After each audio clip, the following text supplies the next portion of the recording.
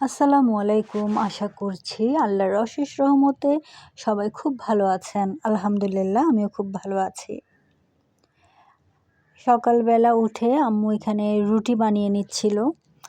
আর মাশাআল্লাহ আমার কাছে আমার আম্মুর বানানো রুটির চেয়ে সেরা কোনো রুটি মনে হয় না কেউ এই পৃথিবীতে বানাতে পারে। হয়তো আমি আমার আম্মুর মেয়ে বলেই আমার কাছে এমন মনে হয়। কারণ যার কাছে তার মায়ের রান্না করা খাবার বা এরকম যে কোনো জিনিসই সেরা মনে হয়। তো আমার কাছে আমার আম্মুর বানানো রুটি সবচেয়ে সেরা মনে হয়। আর আম্মু রুটি বানিয়ে দিচ্ছিল আর আমি এখানে সুজি রান্না করছিলাম।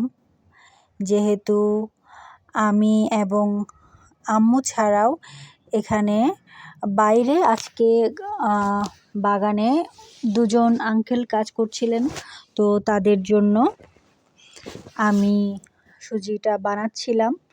তো যেহেতু ওদের জন্য বানাচ্ছি তো আমরাও তো খাবো, না হলে হয়তো তরকারি দিয়ে খেয়ে ফেলা যেত।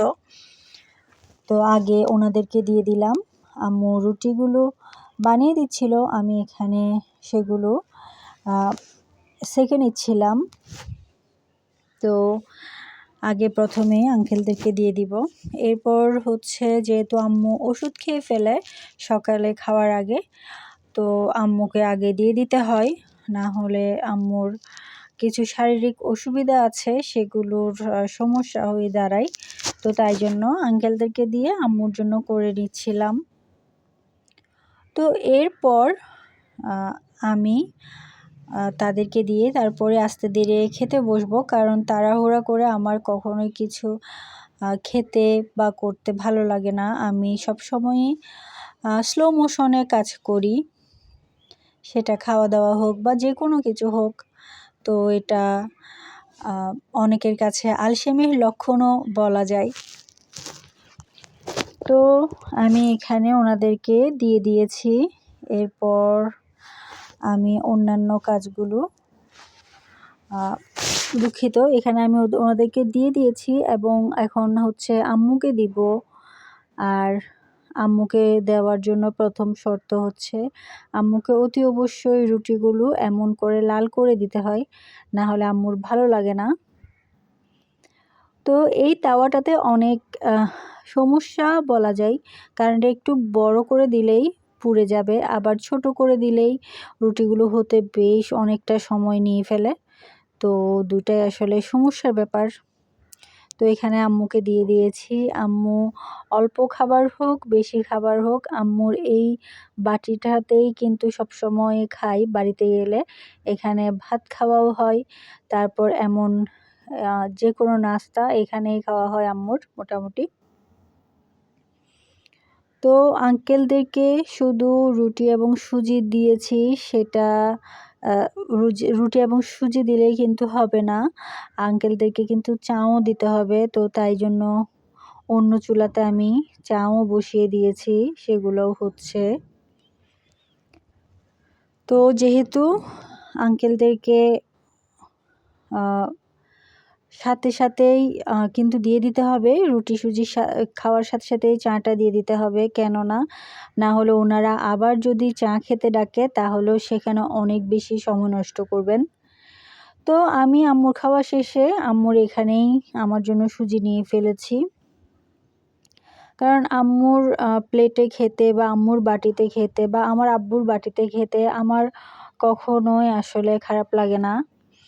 কারণ আমার মনে হয় একসময় তো আমার ছোটোবেলায় ওনারা আমার প্লেটে খেয়েছেন হয়তোবা, তো আমিও কখনোই তাদের এই মানে না ধুয়ে আবার তাদের প্লেটেই খাচ্ছি, এটা হয়তো একটু দেখতে অনেকের অড লাগবে, কিন্তু আমার কাছে এটা কখনোই আসলে খারাপ লাগে না। তো এখানে আঙ্কেলদেরকে চা দিয়ে দিয়েছিলাম, সেটা আর ভিডিও করিনি। এটা হচ্ছে আবার 11টায় ওনাদেরকে নাস্তা দেওয়া হচ্ছে। তো নাস্তা দিচ্ছিলাম, শরবত বানিয়েছিলাম লেবুর, আর এখানে বিস্কিট দিয়ে দিচ্ছিলাম। তো এখানে দেখেন, এখানে বেশ অনেকগুলো জিনিস জমে গিয়েছে। যেহেতু আমি আর শুধু আম্মু ছিলাম, তাই এগুলো আমি আম্মুকে ধুতে দিব না, আমি নিজেই ধুয়ে নিব সবসময় যেমন করি। বেশিরভাগ সময়ে আম্মু আর আমি যদি থাকি তাহলে আমি চেষ্টা করি আমি জিনিসগুলো ধুয়ে ফেলার, কারণ আম্মু বাইরে প্রচুর কাজ করে, আঙ্কেলদেরকে এটা ওটা অনেক কিছু দেখিয়ে দেয়। আসলে কোনো কিছুই কিন্তু সহজে পাওয়া যায় না, অনেক বেশি পরিশ্রমের ফলেই কিন্তু আমরা যা চাই তার কিয়দংশ আমাদের কাছে আসে। তাই সবসময়ই পরিশ্রমের উপরেই থাকতে হয়। তো আমি সেগুলো ধুয়ে নিয়েছি, এরপর ভিডিও ধারণ করছি বাইরের।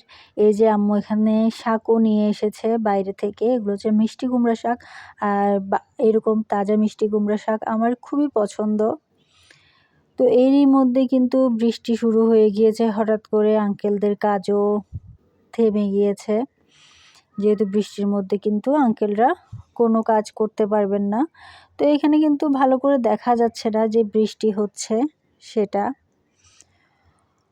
তো এই তো আমি এরই মধ্যেই সব কিছু ধুয়ে টুয়ে রেখে দিয়েছি। আমি কিন্তু খুব অগোছালো করে রেখেছি, এটা আম্মু রাখলে খুব সুন্দর করে রাখতো। আর আম্মু আমাকে এখানে শাক পরিষ্কার করে দিয়েছে, আমি সেগুলো রান্না করে নিব। এরই সাথে আজকের ভিডিওটা এখানেই শেষ করছি। আল্লাহ হাফেজ।